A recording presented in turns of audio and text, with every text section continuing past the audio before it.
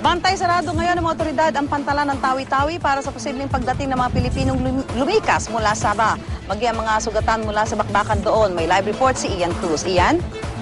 Yes, Susan, naglatag na nga ng checkpoint yung Tawi-Tawi Police Provincial Public Safety Company sa mga pantalan niyan ng Simonul. Ito ay para abangan ng mga sasakyang pandagat na magmumula raw sa Sabah. Sakaling may sugatang sakay ito na galing daw sa bakbakan, hindi naman daw sila arestuin.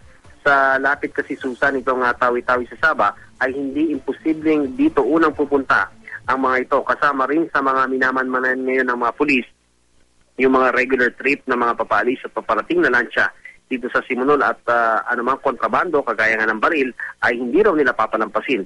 Ang mga pasahero naman na aming nakausap, nabigla raw sa dinatnan nilang checkpoint sa kanilang pantalan. Ang DFA naman, tiniyak na may kooperasyon sa pagitan ng Navy ng Pilipinas at Malaysia upang mapigilang makalusot ang mga taga-simpatya ng Sultanato ng Sulu patungong Sabah.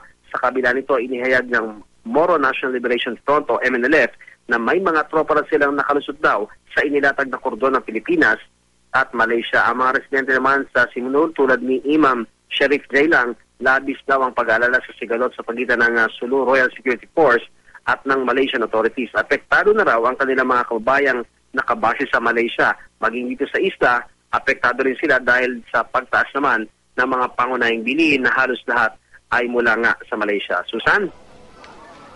Maraming salamat, Ian Cruz. Nag-uulat mula po sa Simonul Island sa Tawi-Tawi.